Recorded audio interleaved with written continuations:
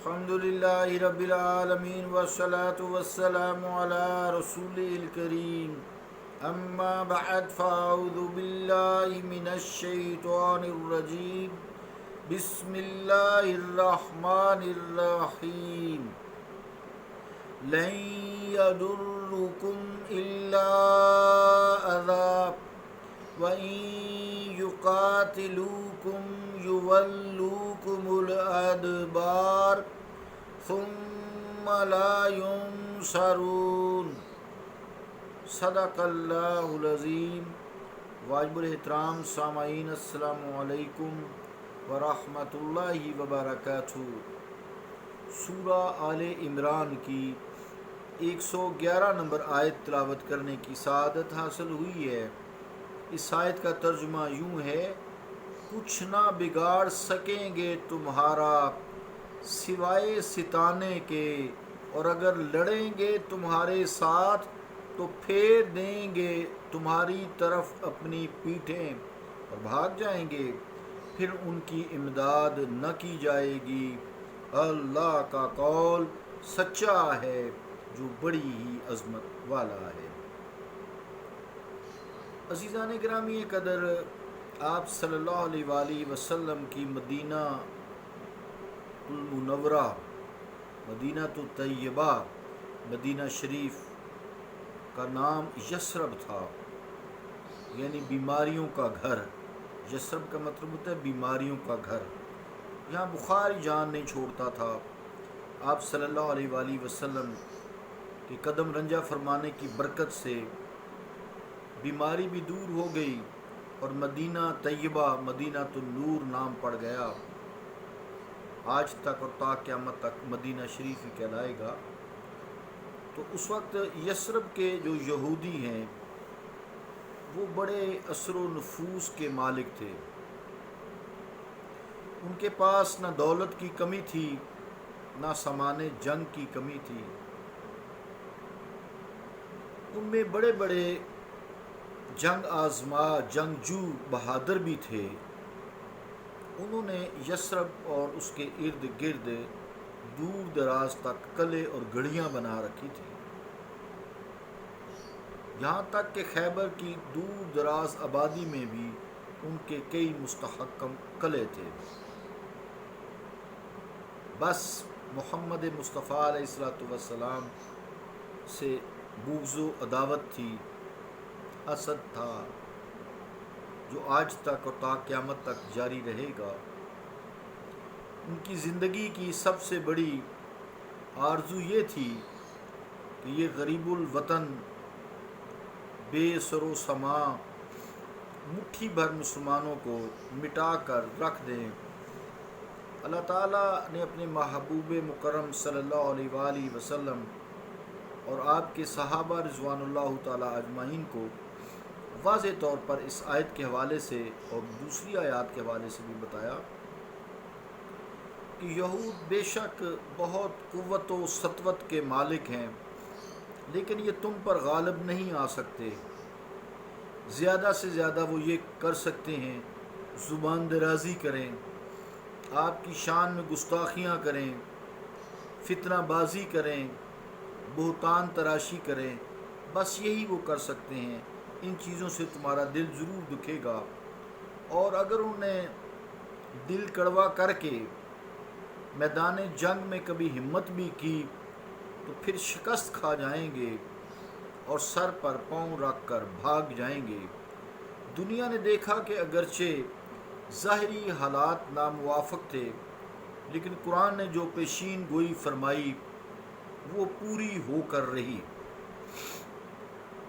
انہوں نے 2 ہجری سے یہ کام شروع کیا ہوا تھا، حالانکہ عیسائی ان کے مخالف تھے، ان میں کئی جنگیں ہوتی رہتی تھیں۔ یہ ایک دوسرے کے نبی کو نبی تو کیا انسان بھی نہیں سمجھتے تھے، لیکن اس کام میں وہ ان کے ساتھ مل گئے۔ 2 ہجری سے یہ لگے ہوئے ہیں، لیکن ہمیشہ منہ کی کھاتے آ رہے ہیں۔ آج بھی آپ دیکھ سکتے ہیں افغانستان میں یہ سارا چکر ہی ان کا چلتا ہے، تو منہ کی کھا کر بھاگے ہیں۔ رشیا کو پہلے ہم نے شکست فاش دی ہے، یہ جہاں جہاں بھی مسلمانوں سے نبرد آزما ہوتے ہیں ان کو مار ہی پڑتی ہے۔ بظاہر یہ غالب نظر آئیں گے لیکن حقیقت میں یہ بزدل قوم ہے اور یہ بھاگ جاتے ہیں، یہ مسلمانوں کا مقابلہ نہیں کر سکتے۔ قرآن کریم نے جو فرمایا ہے وہی درست ہے۔ تو 2 ہجری میں یہ جب مسلمانوں کے خلاف شروع ہوئے تو انہوں نے مسلمانوں کو یہودی عیسائی بنانا شروع کر دیا آپس میں مل کے، لیکن مسلمان نہ بنے۔ پھر ان کے تھنک ٹینک بیٹھے، انہوں نے کہا مسلمان تو یہ یہودی اور عیسائی نہیں بنتے، ان کو اللہ سے دور کر دیا جائے۔ اس مہم پہ انہوں نے بڑا مال خرچ کیا پوری اسلامک کنٹریز میں۔ ہمارے ملک میں بھی دیکھ لیں، یہ میو ہاسپٹل ہے، شفا خانے ہیں، سرائیں ہیں، لوگوں پہ انہوں نے بڑا مال خرچ کیا۔ جیسے آج کل NGOs ہیں، یہ ہمارے پڑھے لکھے طبقے کو گھیر لیتے ہیں، علماء سو کو گھیر لیتے ہیں، پھر فتنہ ڈالتے ہیں۔ تو انہوں نے عیسائی بھی نہ مسلمان بنے، یہودی بھی نہ بن سکے۔ پھر انہوں نے کہا ان کو اللہ سے دور کر دیں، پھر مسلمان اللہ سے دور نہ ہو سکے، پھر ناکام ہوئے۔ یہ 2 ہجری کی بات کر رہا ہوں میں۔ پھر انہوں نے کہا ایک وہ ذات ہے جن پر یہ اپنی جان بھی چھڑک دیتے ہیں اللہ کی خاطر، وہ ہے اللہ تعالیٰ کا محبوب محمد مصطفیٰ صلی اللہ علیہ وسلم، ان کی ذات میں اختلاف کر دیں۔ تو اس میں وہ کچھ کامیاب ہوئے ہیں لیکن انشاءاللہ تعالیٰ ناکامی ان کا مقدر ہے۔ وہ یوں کہ کہیں نور و بشر کے چکر میں مسلمانوں کو ڈال کے فرقہ واریت کروا دی، کہیں حاضر و ناظر کا چکر ڈال دیا، کہیں بشر اور نور کا چکر ڈال دیا، کہیں غیب جانتے ہیں یا نہیں جانتے، کبھی زندہ ہیں یا نہیں ہیں۔ اس طرح کے چکر مسلمانوں میں آج بھی موجود ہیں اور اس طرح ہم فرقہ واریت جو ہے کرتے رہتے ہیں، لیکن معلوم ہمیں نہیں ہے کہ اس کے پیچھے یہود و نصارہ کا ہاتھ ہے۔ اللہ تعالیٰ ہمیں ان سے بچائے۔ لیکن فکر والی قطن کوئی بات نہیں ہے، یہ جتنے مرضی بندے تیار کر لیں، ان کو فنڈنگ کر لیں، ان کو جو مرضی کر لیں، جیسے مرضی رفائی کام کر لیں، لیکن یہ مسلمانوں کو کچھ نہیں بگاڑ سکتے، کیونکہ اللہ تعالیٰ نے کلیئر فرما دیا ہے لَن يَضُرُّكُمْ إِلَّا عَذَابٌ، یہ تمہیں کچھ بھی نہیں نقصان دے سکتے سوائے اس کے کہ تمہاری دل آزاری کریں گی۔ وَإِن يُقَاتِلُوكُمْ، اور اگر یہ تم سے جنگ بھی کریں، يُوَلُّكُمُ الْأَدْبَارَ، تو پیٹھ پھیر کر بھاگ جائیں گے، ثُمَّ لَا يُنصَرُونَ، پھر ان کی مدد بھی نہیں کی جائے گی۔ تو اللہ تعالیٰ نے آگے بھی ان کا مضمون چل رہا ہے۔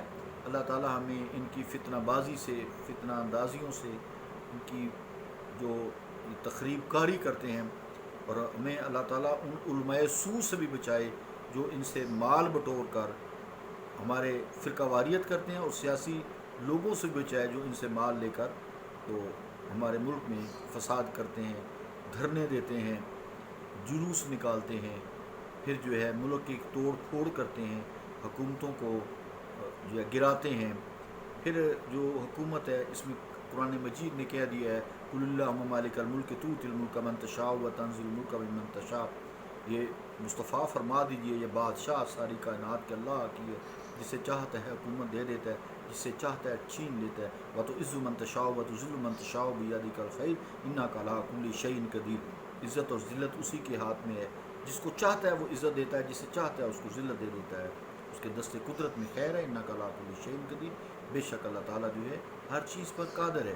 تو حکومت اللہ تعالیٰ کی عطا ہے، اب آگے حکمران اچھے کام کرتا ہے یا برے کام کرتا ہے وہ اس کا اختیار ہے۔ تو کہاں ہم اس کی خلاف کریں گے؟ جہاں وہ شرک کا حکم دے گا کہ یہ شرک کرو، شرک کا حکم دے گا یا شرک کی کوشش کرے گا تو ملک میں شرک کا دورہ ہو جائے تو اس کی حکومت کے خلاف نکلنا پھر درست ہے، یا پھر وہ سرحدوں کی حفاظت نہ کر پائے تو اس حکمران کے خلاف جو ہے نکلنا درست ہے۔ یہ سارا فساد سیاسی، مذہبی، فروئی جتنا بھی ہے یہ سارا یہود و نصارہ کا کیا ہوا ہے۔ اللہ تعالیٰ ہمیں اس فتنہ بازی سے اور ایسے علماء سو سے اور ایسے دین فروش مولویوں سے اور ایسے سیاسی لیڈروں سے بھی بچائے اور ہمارے ملک پہ رحم فرمائے۔ اس نے وعدہ کیا ہوا ہے کہ وہ مسلمانوں کو ہی انشاءاللہ تعالیٰ غالب کرے گا۔ ہمیں اپنے عقائد کو درست رکھنا چاہیے اور دل کھول کر اللہ تعالیٰ کے احکامات جو قرآن مجید میں اس کو تسلیم کرنا چاہیے۔ صلی اللہ تعالیٰ علی رسول خیر خلقہ محمد وعلی آلہ واصحابہ اجمعین برحمتک یا ارحم الراحمین۔